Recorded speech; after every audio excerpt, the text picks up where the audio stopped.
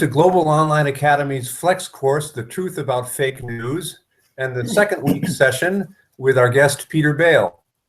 My name is Nelson Graves, and I'm speaking to you from Paris, France. I'm the founder of News Decoder, and I'll be your moderator today. I'm joined on camera by Mr. Bale in London. Hello, London. Hey, Nelson, how are you going? Hello, Savannah.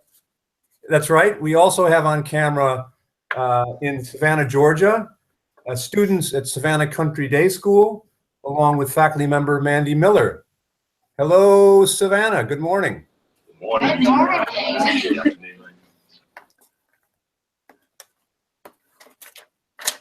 So before I turn over to Mr. Bale, just a few words on housekeeping, actually.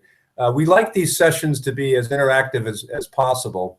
And for that purpose, we have a chat room at the bottom of your screen, which you can use to ask any questions or make comments at any time. We encourage you to do so because otherwise there's not as much interactivity as we would like. We expect Mr. Bale to speak for 10 minutes or so to give a high-level overview of the topic of fake news.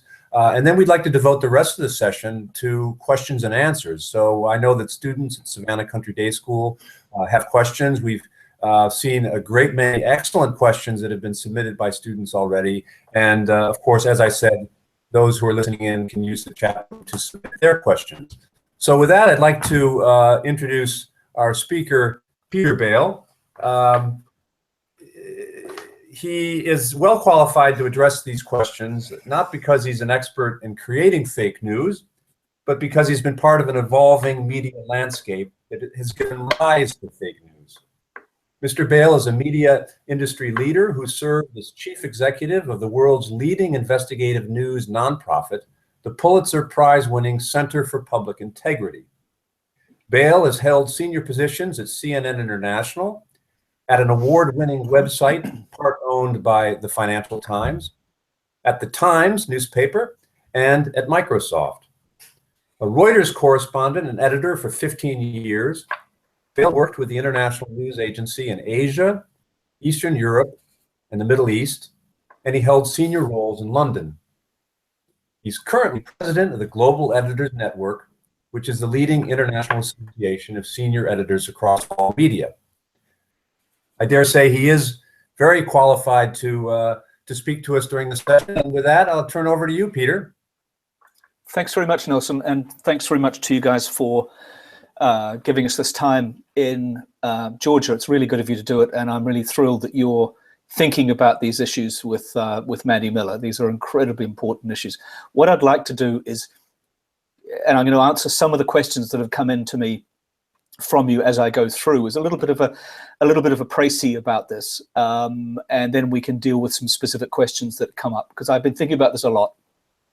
I'd also like to say that if at the end of this discussion or the end of this process that you're going through with Mandy, you don't value media plurality, the First Amendment, and the separation of powers that's implicit in the US Constitution, then we will have failed. And so let me know how you feel about that at the end of it, and come and tell me about it, because these are really issues that you can tell from my accent that I'm not an American. I've been living in the States the last couple of years, and I've become a very passionate zealot for the First Amendment, the separation of powers, and the role of media within that. And I would love to share a little bit of that passion and excitement with you, because they're very precious things that we can take for granted and that risk being taken away. And I think you guys as Americans, or at school in America, have a very special place to observe what's going on at the moment. Somebody asked me in a question here what the goals of the fake news was at the moment. Some of it is a simple issue of making money. That's the people in Macedonia who were found to have published stories, including the Pope endorsing Donald Trump last year, as a way of generating money from the enormous traffic that fake news can generate just by being popular. Then there is a more complex issue, which is sowing unrest, sowing dissent, sowing doubt. And doubt is what all tyrannical regimes use to exert control. And I'll elaborate on that in a little bit.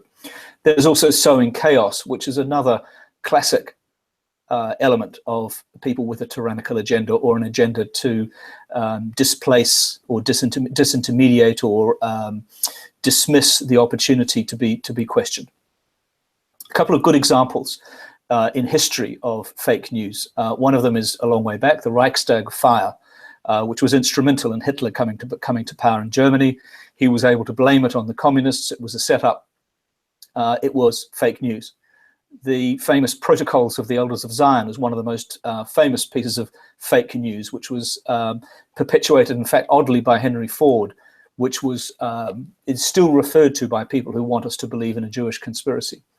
And then, of course, oddly, the story that 9/11, that Jewish people in the Twin Towers were advised that 9/11 was going to happen and were advised to get out. You know, this is fake news, fake stories that have been around a long time. How did we get here? I think part of it is because we have had a period in the last 15 years of some truly enormous lies that proved to be the case. I did not have sex with that woman, which you will know from Bill Clinton, which brought the presidency into disrepute and was an outright lie, which caught him later. Another huge lie, the determination to go to war in Iraq, despite the lack of evidence of weapons of mass destruction. And I think both of those lies, along with a number of others, have drawn politics into disrepute and along with it media. You may know that the New York Times, for example, was almost entirely sucked into the story about Iraq. It was fed disinformation, which led it to support the war in Iraq on false premises. In the UK, we had a thing that's called the dodgy dossier, under which the Prime Minister claimed in Parliament that Saddam Hussein had the power to attack the United Kingdom within 45 minutes. It proved to be completely incorrect and based on false information. So when your politicians go to war on the basis of false information and the media goes along with that, who can you trust? A number of people also ask questions about slanted and biased news. It's much less common in the UK, in the US, I would argue, because you have a slightly different newspaper structure, a slightly more precious or professional approach, if you like, to journalism. Whereas in the UK, you have, partly because of the way the newspaper distribution market has worked, you already have very strongly demarcated newspaper businesses there that tend to yell rather than, you know, their headlines yell. They're very tabloidy. As Nelson said to me earlier, they're a bit like the National Enquirer that sells 3 million copies a day. A couple of key moments which have led us to where we are now, many of which are before your time, but really feed into the process we're at the moment, where there is a crisis of trust in politics and a crisis of trust in the media. One of those is in 1987, the Federal Communications Commission eliminated what was called the Fairness Doctrine, which meant that television news at that point had to be honest, equitable, and balanced. And that was removed in 1987 by Ronald Reagan, having been there since 1949. Now, he did that very much at the behest of Rupert Murdoch, who was an Australian-American media entrepreneur. That allowed him to set up Fox News. And that's why Fox News exists in this strange world now of left and right being available on television. It's very important to think about that from my point of view, because one of the reasons that television was regulated in that way was at that time, it was a limited resource. It used limited state-owned, nationally owned bandwidth. Now, the internet has infinite amounts of bandwidth. You may not have it to your home, but the internet is actually free of that, at the moment, free of that kind of state control element. So there's a very interesting, we're going back in a sense to a bit of a Wild West era when the internet is free and open. So if you think about those things, there's another aspect about the net and the internet, the World Wide Web and the internet. The net is effectively a First Amendment space. The First Amendment, contrary to many people's thinking, really only applies to the United States, but the United States created the internet. It's become a worldwide global asset, but it is governed to a large extent by the principles of the First Amendment. It's engineering the real shareability, the ability of the internet to be almost indestructible, no matter which node of it happened to be destroyed or interfered with, is all to do with freedom to speak, freedom of speech, freedom of connection. And of course, it was also established for military reasons, but we can talk about that separately. But it's very interesting to me that the US companies which dominate the internet, Facebook, Google, Microsoft, Amazon, are all coming from a position of First Amendment principles that underlie freedom of speech and that underlie their ability to exchange information without interference. And that's one of the reasons, of course, why less free economies, less free political environments find the internet a great threat. And you have Vladimir Putin in Russia, of course, who considers the internet to be a CIA plot. And then you've got China, of course, which has set up a thing called the Great Firewall and doesn't have Facebook. It has created a remarkable internet of its own, but it isn't a truly global part of it in the same way as the United States is. So what's new against all of that background is the frenzy that you guys are what Rupert Murdoch calls digital natives. You've grown up with the internet. Nelson and I had to learn about the internet. It's come up in our lifetime. You've lived it throughout. And what's interesting about it, in a sense, is the frenzy that everybody's ability to speak has created. I was really struck by a comment from a British historian called Richard Evans, who, if you've seen it, there's a film out at the moment called Denial, which is about a legendary case of a Holocaust denier, David Irving, being prosecuted. Or he was trying to, in fact, prosecute someone who was calling him a Holocaust denier. And what this guy, Richard Evans, said was that at that time, he would get angry letters or rude letters or death threats in the mail. Now those things happen tens of thousands of times a day, and it's a frenzy on the internet. So there's this turbulent environment of the public discourse. The public discussion is now rapid, immediate, and quite toxic. And it means that extremism, lies, insults, distortions are spin around the world in seconds. And I think that's a frenzy that you guys have to be able to work out how to parse between, how to turn it off, or just turn it into white noise that happens in the back. You may also know about a thing, I was thinking about this when I was mentioning the Reichstag fire before, Godwin's law, which is that it's a law that within every social media conversation, the longer the conversation that goes on, the more someone is compared with Hitler, the more quickly someone is compared with Hitler. It isn't all about Hitler, but at times it does come back to that kind of comparison. Attacking the media, which is a big part of this whole fake news debate, of particularly your president at the moment calling out really noted and respected publishers as publishers of fake news, is a classic tactic of authoritarians. You make people uncertain by removing trust from people, by constantly repeating that what they're seeing in the mainstream media is false, and that narrative builds and builds and builds. Attacking the judiciary is another classic tactic of that, and so President Trump has chosen to do that as well. We've got the fake news people, the enemies of the people, as he described the New York Times, the Washington Post, ABC News and NBC recently, and CNN. But then you've also got a so-called judge in the immigration ban recently. So you've got these twin attacks going on between the judiciary and the media. And I think what might come out of your discussions with this is that crucial separation of powers in the United States between the executive, the media, the judiciary, and of course Congress as well. So what can the media do? We're not unresponsible for this. We need to do better fact-checking and sourcing. We need to promise you that what you're reading is accurate and is sourced to the best of our abilities. We need to be fair, and that's something that's often missing. Is, for example, is it legitimate to basically do some sort of medical analysis on President Trump's sanity? That's really a job for him and his doctor. It's fun and entertaining to read sometimes, but is it entirely fair? It's sometimes hard to be fair with political leaders as well, but I think it's something we forget, and it may be a bit old-fashioned. Balance. Is there another side of the story? Is it possible that President Trump's plans on health may actually be better, or may actually deliver better outcomes than the Affordable Care Act? We need to really deal with those things and not just dismiss them outright. If the facts stack up differently, then we have a different story, but we do need balance in these things.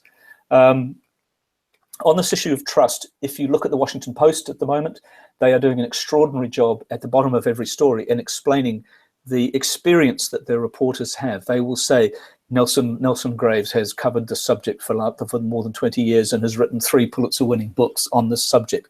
They're trying to emphasize the fact that their reporters know what they're talking about, and they're prepared to share with the readers establishing facts. What is the wisdom of the sources? Where do those sources come from?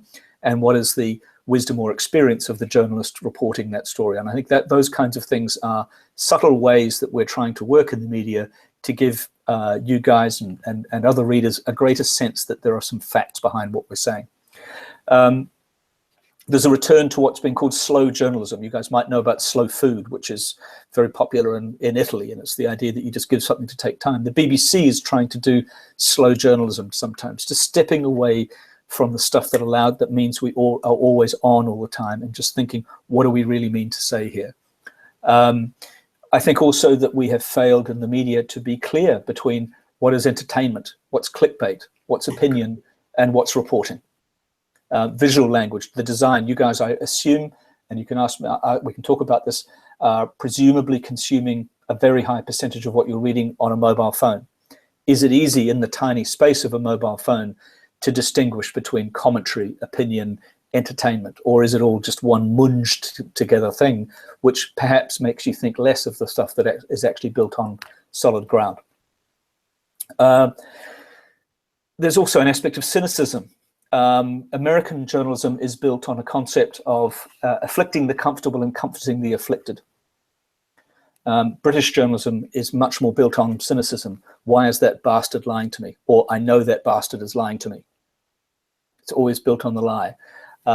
So, you know, how we think about that, how we treat, assume whether the person is lying to us or whether we're on the side of the underdog.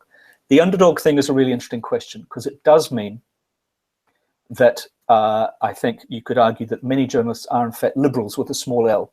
If defending the underdog or representing the unrepresentative means being a liberal, then many of us are probably liberal in that way.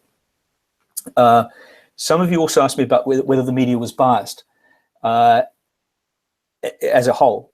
And you know, in the UK, yes, there are organisations that are deliberately left-wing, right-wing, but it's usually because they've identified a market position.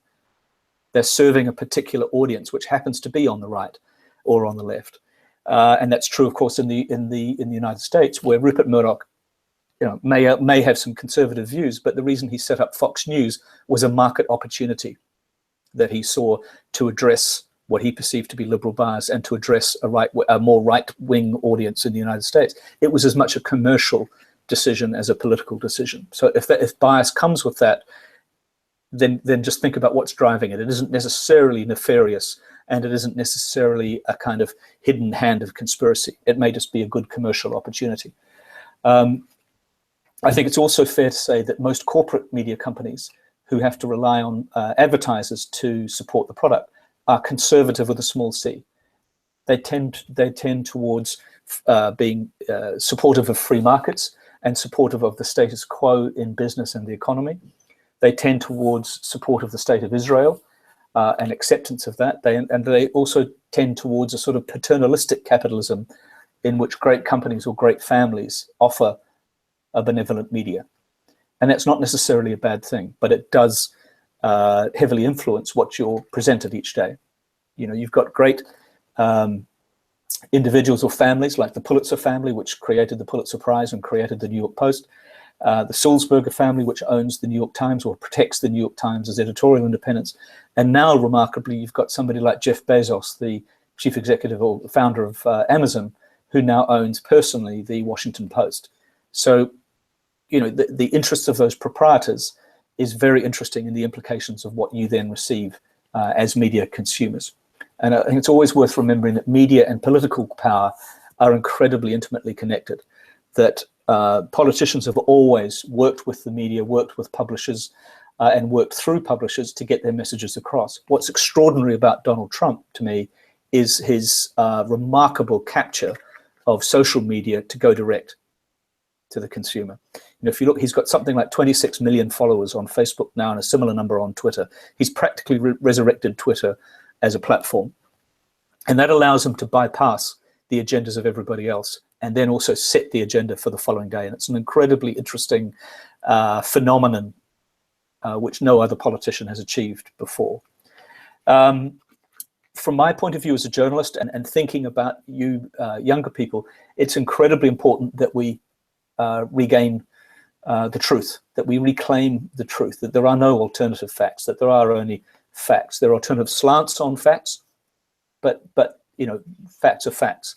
The Russian media is an extraordinary example, which Mandy Morris may be able to tell you a little bit about, where the political influence on media has been so strong that nobody can believe a word that they read anymore without trying to see what's really behind it.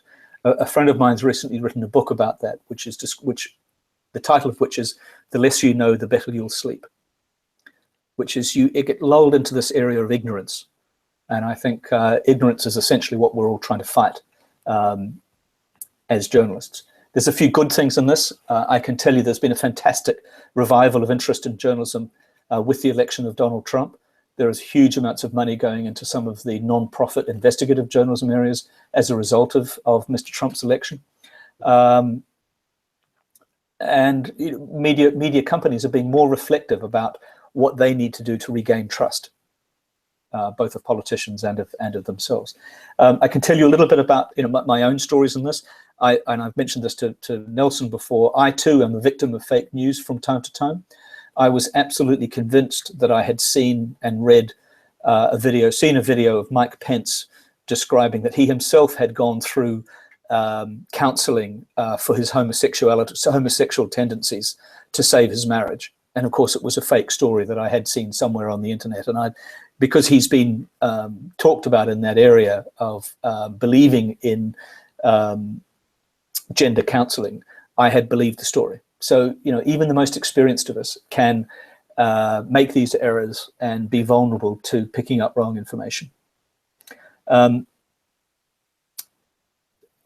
be very interested to hear what you're thinking about, how you're getting your news, and whether I've answered any of your questions. Terrific. Right. Well, thank you, Peter. I've got lots of questions myself, but I'm going to turn it over straight away to Savannah and Savannah Country Day School, the students there, because I think they've got some questions. And why don't you guys tee up the first question there? Okay. So maybe introduce yourself and then ask the question. Yeah, sure thing. Thanks. I'm Brayton here at Savannah Country Day School, and I have the first question. What are the possible goals and common topics of fake news stories? And why are fake or incorrect news stories a good avenue for reaching these goals? Well, it's very easy to analyze what people will share. So let me address, that was kind of where I was starting at the very beginning. The simple stuff is creating fake news to make money. So it's very easy to analyze now in a way that it was never before, what is popular and what is not. So you get the Pope and the President together in a single story. That's going to have a lot of clicks and people are going to share it. Every time there's a click, at least one ad is shown to somebody on that page, probably 3, so the person can make some money out of it. So that's the simplest one, and that's what those kids in Macedonia were after. They were building fake websites to churn money. It wasn't that they were part of a political conspiracy. They were just using the capabilities of the internet to have some fun and mess around and make some money. And you had kids like you, young people like you, working overnight before they went into school and coming bleary-eyed into schools in Skopje, having generated extraordinary stories like the Pope endorsing President Trump. I think the different category, Brenton, that I would bring in there is, why do people spread fake news for political intrigue? And I think that is to create doubt and to seed doubt in ignorance, and to sort of gradually move people from a spectrum of, for example, I know from my own experience that my Facebook feed during the election was absolutely saturated with Donald Trump advertising. And that's because I can tell the way I look, the way I use the internet, I will go to right-wing sites and left-wing sites and medium sites and on. So I'm clearly politically engaged. And what fake news coming into that kind of feed would do is potentially push me one way or the other. So you get those people, for example, about the Benghazi attack on the Benghazi. It wasn't an embassy, but the U.S. diplomat in Benghazi. You sow enough information about that, it starts to add to your negative views of Secretary of State Clinton. It's all about incremental pushes one direction or another, and it's very subtle, and it can be done with very, very fine tuning. So, that's the political motivation rather than the financial motivation. And then there is chaos. I think if you look at some of the things that Steve Bannon, the president's special advisor, has said in the past when he was running Breitbart, part of his sort of political strategy or personal political strategy is about creating chaos so that out of chaos something new will be born. And that's a very, very interesting sort of philosophical point of view, which some would argue that the Trotskyites had during the Russian, that the communists had during the Russian Revolution, or that people who were followers of Ayn Rand, who's a former Russian and became American thinker, have, that out of chaos a new society can be born. Does that help, Brandon? Yes, sir. Thank you. Thank you. Right. Savannah, another question. Hi, I'm Grace. Does fake news change people's minds, or does it just act as a confirmation of what one already believes? I think both. I think like I say, some of the political motivations for doing it is to slide people gently towards a position. I think I'm going towards the right here, but it could also be that way. And the thing with Facebook and the internet, it does allow you to identify people with those tendencies. That's how the advertising networks work. Your propensity to buy a bike, you're going to see bike ads. You'll pretend. If you start, as you know, from when you look at sites, you start seeing ads for things that you've looked at, right? Same in politics, and that was the beauty, in a sense, of the.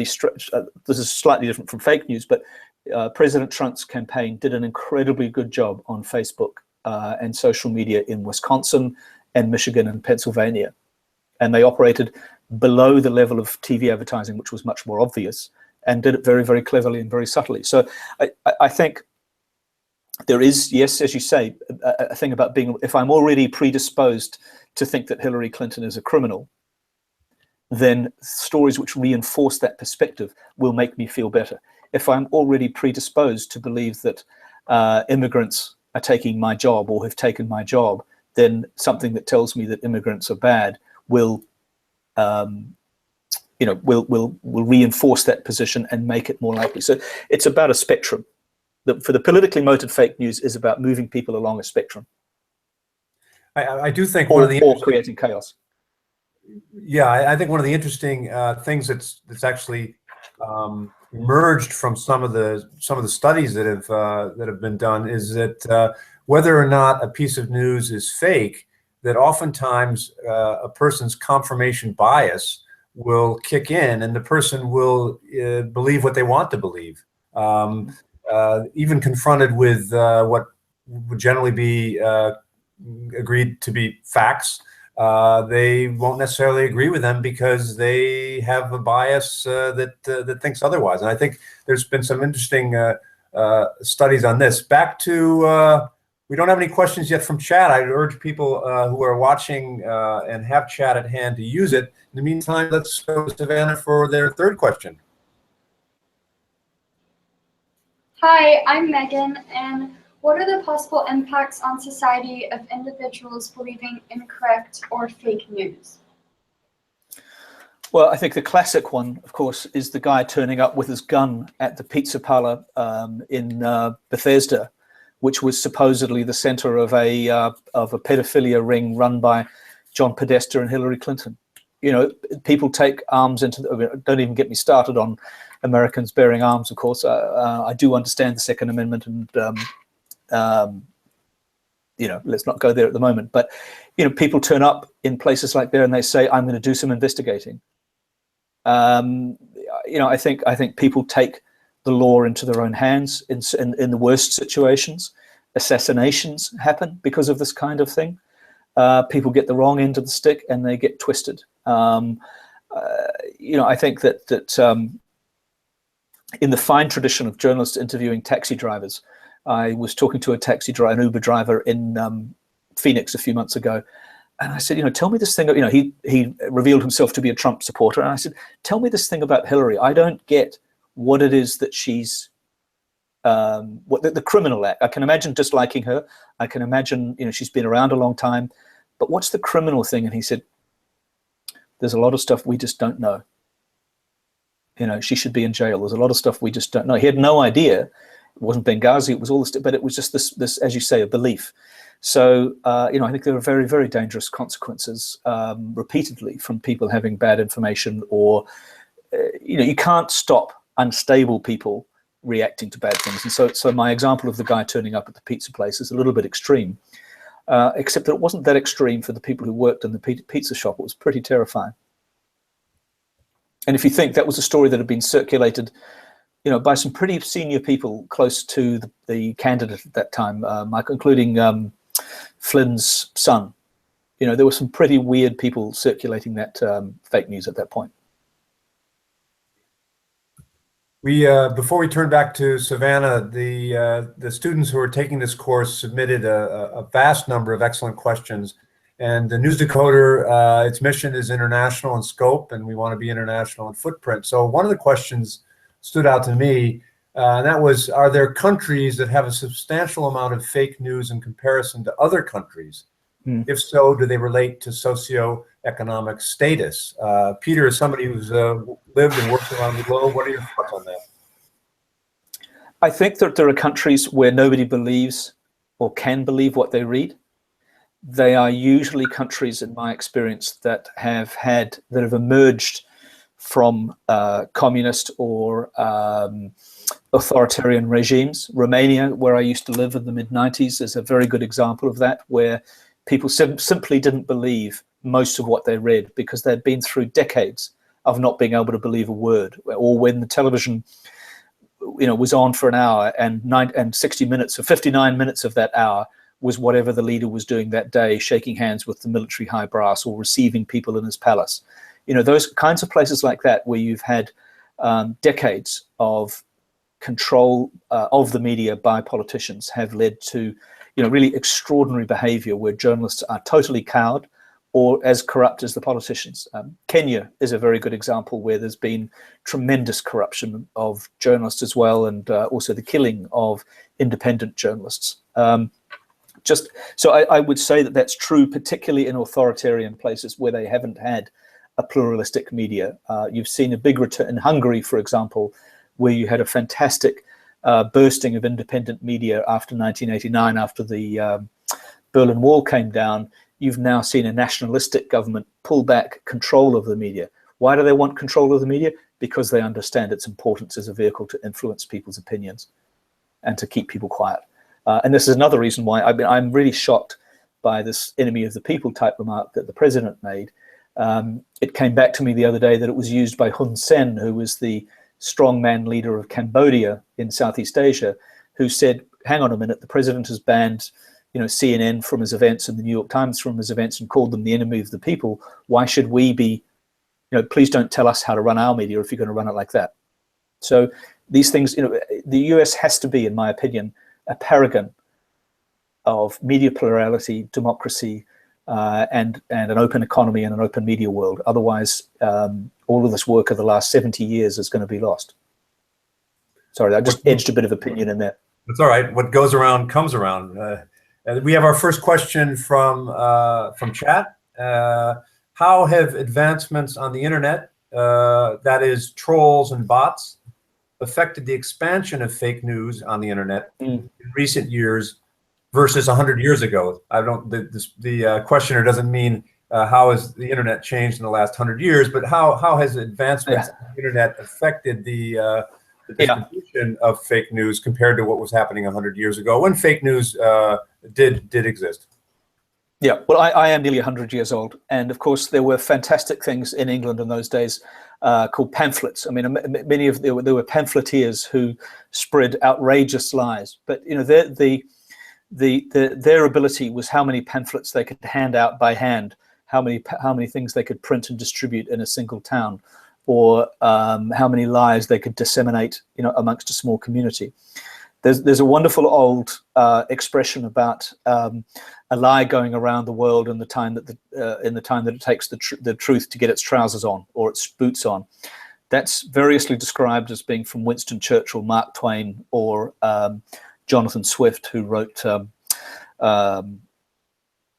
what did he write? Lilliput, not Lilliput. Christ, what did Jonathan Swift write? God, anyway, we need to be academic. But Gulliver's Travel. Gulliver's Travel. So the speed at which a lie gets around is the thing, and its ability to penetrate the conversation. And that's one of the things, not to say that he lies all the time, but that is one of the things that's so interesting about the way the president has chosen to use social media to get his message out, right or wrong, true or false. His message gets out, and it dictates the debate for a significant period after that. And it allows him very cleverly to set the agenda for media after that. You know, did President Obama actually authorize the tapping of President Trump's phones in Trump Tower? It appears not. But the line that he did is out there, and it's out to 52 million people in Trump's own feeds, but then it gets picked up by the rest of us and recirculated. So that it's the speed and of circulation that is so extraordinary now.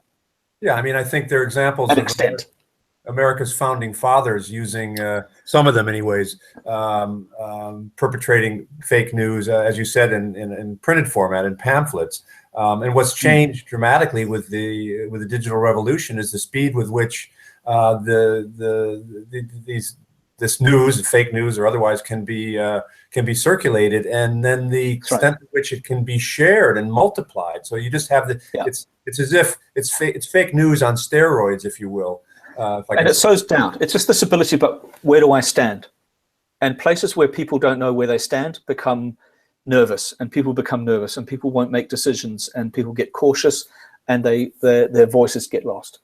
Yeah, and I mean, I think there's good news and bad news. The good news is fake news has always been around, so it's not something which was invented in the last electoral cycle. There's a boy yawning there in Savannah. What are you up to? Hold on. And the bad news is that what the internet has done is it's created these bubbles that we tend to exist in. Although your experience, Peter, I think is a good lesson where you are actually actively seeking out a variety of viewpoints, which I would encourage everyone on this in this broadcast to do. But most people don't, and so the algorithms are created in such a way that you will hear things that you want to hear, and I think that has exacerbated things. Let's go back to Savannah and see if there's another question among students there. Hello. Hi, brother. How can an average person know who to trust and how much one can trust them? Yeah, I think this is a really interesting issue, and I think from the point of view of media companies or media publishers, that it's going to bring back some faith in. Can you hear me all right, Barrett? Yeah, it's going to bring back some faith in brands.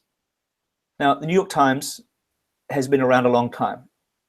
It's been very shrill, I would say. Its commentary on President Trump has been very shrill, but it's also been very accurate in many ways. The Washington Post commits huge resources to fact-checking and getting its stories right, and also to being fair, hopefully, when it gets things wrong.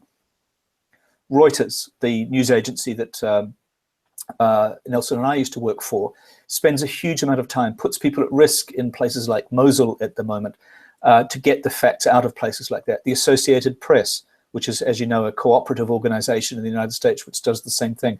I think there will be some return to some of those quality brands, and I hope including CNN, where I work. I think CNN probably recognizes that it went too far in certain areas in just having fighting talking heads on air for hours on end in the United States, and not necessarily being clear about sourcing or being clear about things, and also the merging of the difference between entertainment and news. So I would hope, Barak, that some of these established media brands that have been in operation for 100 years and have strong editorial policies about fairness and sourcing, that through this process, some of those will gain strength. And I would include BuzzFeed in that, Vox, which is a pretty good, I don't know whether any of you use Vox. And then, of course, there is the responsibility, if you like, that Facebook might have itself. Facebook and Google deliberately avoid being described as publishers themselves. They don't want to get into the area of editorial responsibility, but I think they may have to. Who do you trust, Barrett? I watch a lot of Fox News. That's really what we watch at my house. We've stopped watching Vice News because of the opinion of my parents, and I really can't change it because that's the. Yeah. I mean, if Vice is more sassy, though, isn't it? Yeah, it's a lot more in your face. Fox is kind of laid back, as they would say. So. And what do you find Fox to be fair or accurate in the way you see it? Yes, but I would say so. I like Vice News a lot better because it's a lot more like opinionated, I guess. But I don't know. But you know what you're getting. Yeah, no, I think it's really important that we know what we're getting. You know, if you're watching Vice and you know it's a bit sassy, then you'll put it in that box. And they have some good and brave people working for them as well. Thanks. Thank you. I'd be interested in asking the other students there, what their primary news sources are. If you have a primary news source, any of the other students want to volunteer what they follow? Snapchat. And when you're looking at Snapchat, do you do the Snapchat Discover? To look at the media companies on Snapchat? CNN.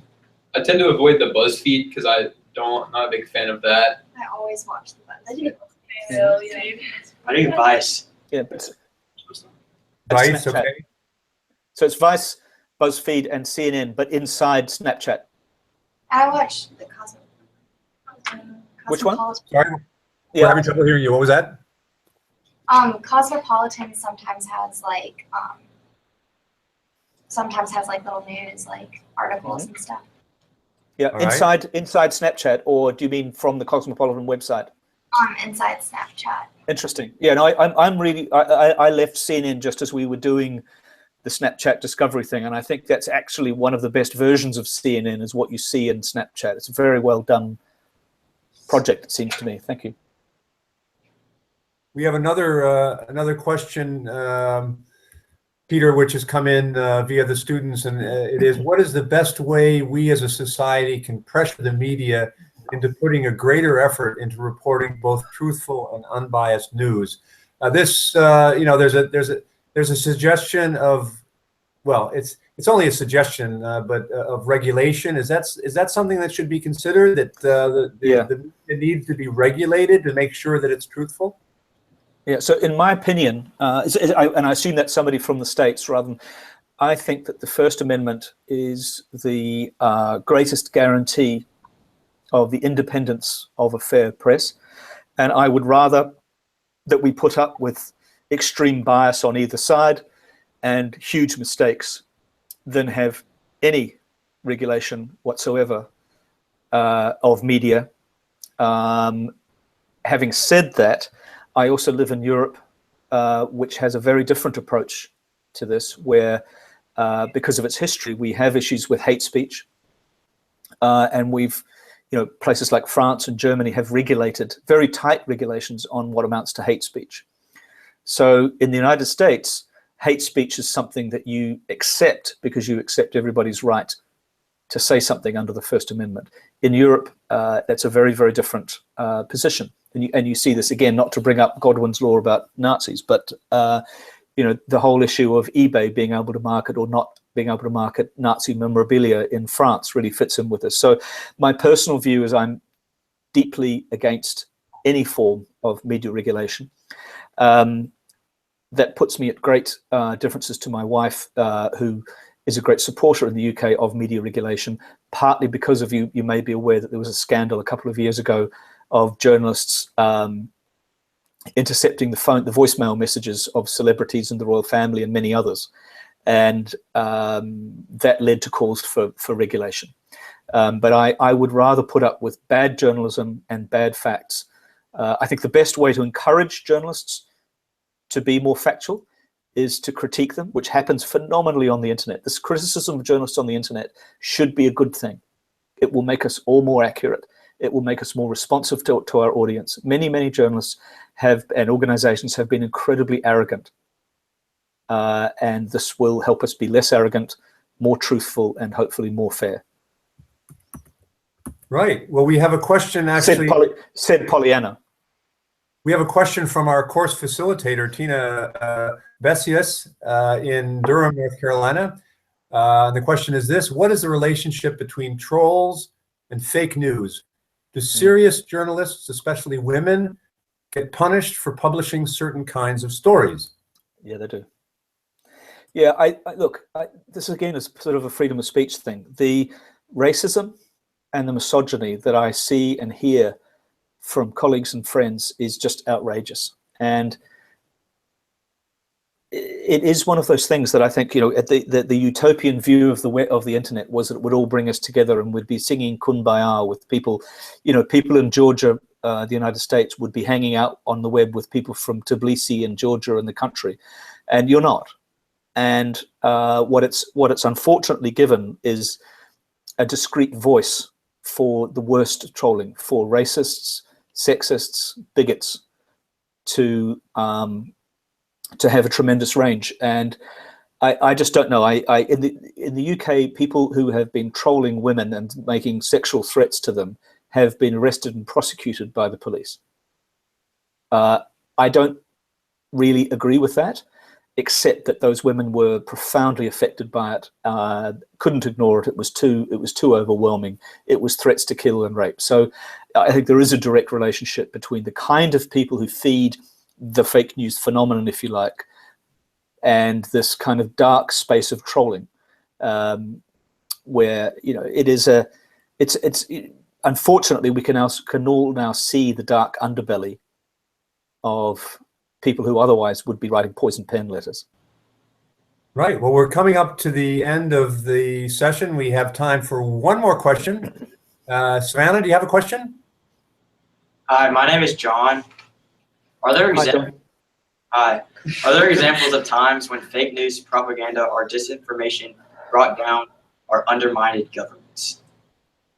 Yeah. Well, I think definitely that the thing I mentioned before, the Reichstag fire.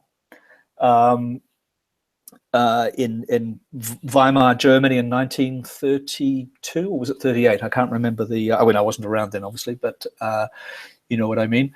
I would say that that's probably the best example I can think of right now in terms of. I think governments have been brought down by their own lies, though. Tony Blair in the UK was most definitely brought down by his either accidental or deliberate manipulation of intelligence to take us to war in Iraq. Now, having said that, I personally supported the war in Iraq, so I don't want you to think that I'm some sort of excessively liberal anti-war person. But lies have a habit of being found out, particularly big ones, and so I think it sort of cuts both ways. It's also whether you broadcast untruths or whether you make up stories. It will bite you in the end. Well, I don't know how much fake news there was revolving around Watergate, but certainly Richard Nixon didn't help himself with some of the statements he made. Ended up leaving the White House and being forced in the White House. Well, with that, we've got one more minute, so we're going to have to start wrapping up. But I want to thank our speaker, Peter Bale. I want to thank the students and faculty at Savannah Country Day School for this, and those who've tuned into the broadcast and asked questions over the chat. This is a tremendously complicated and important issue. It has all sorts of aspects and elements, many of which Peter has elucidated today. I think if I could just make a personal statement before finishing, as I said earlier, there's good news and bad news, and I think to a certain extent the good news with fake news is that what news to trust is a little bit like choosing a friend. makes common sense, and you're looking for a friend, or you're looking for a news source which is trustworthy, which is transparent, which shares the same values that you have, which is honest, fair, and so the same kind of assessment or evaluation that you put into choosing a friend, you really have to use when choosing your news sources, and it takes the same seriousness and the same care.